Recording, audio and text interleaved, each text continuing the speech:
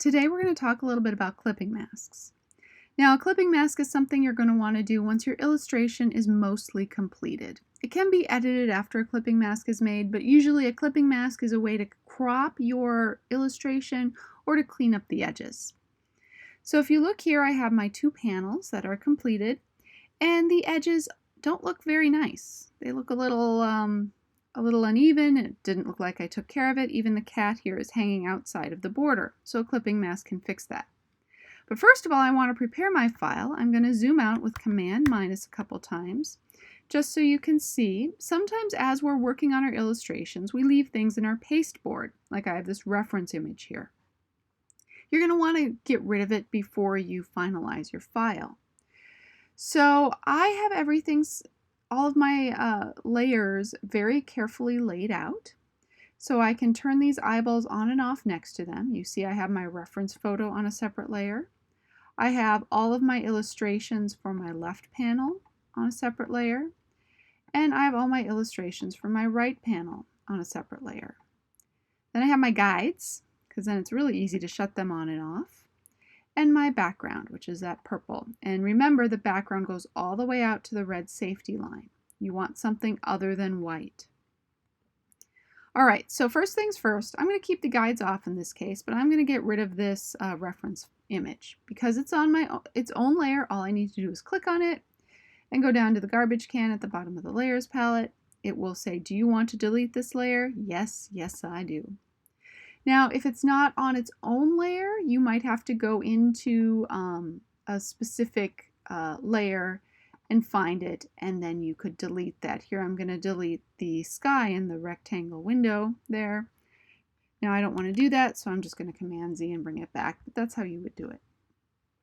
All right, so Command 0 to make my illustration fit on screen.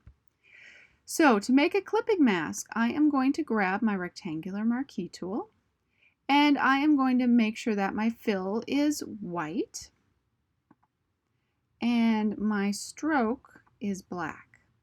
So I did that just by clicking on those in the palette. I could also go to the Properties panel and choose it here. What I'm going to do is I'm going to make a marquee or a rectangle over the area that I want my image to be in. So right there. And in my Properties panel, I'm even going to take the opacity of my shape down just so I can see it. And there it is. Something else that I'm going to do, which I didn't do to start with, is I'm going to put this on a separate layer.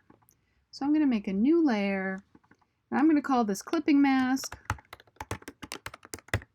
There we go.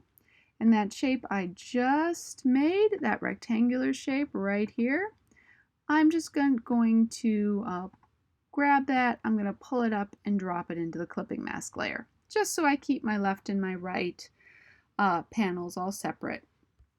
So that's great. I can adjust my shape all I want, but I think I like that. Now what I'm going to do is I'm going to copy that. So I'm just going to hold down the Option key on my keyboard, drag out a new shape, and drop it down. So now I have two shapes that are the exact same size. I can put them exactly where I want them. And in this case, I might want my guides on. And I think I'm going to add a new guide just so I can make sure that my clipping mask shapes are in the same place. All right, and I'm just going to nudge that down just a little bit so that looks great. All right, the guides get messy, so I'm going to shut them off. So there we go. Now, to make a clipping mask, I'm going to make sure my background is locked, because if I select the background in this case, it's going to also deal with my clipping mask, but I don't want that. I just want my illustration, my left panel illustration in this case, and the clipping mask chosen, or my object for my clipping mask, I should say. I'm going to go to Object, Clipping Mask, Make. So that was Object at the top of the screen, Clipping Mask, Make, or Command 7, and there's my clipping mask. It cropped the image for me. I can do the same thing on the right hand side, and it's not going to work the same way, but we'll talk about why that is happening.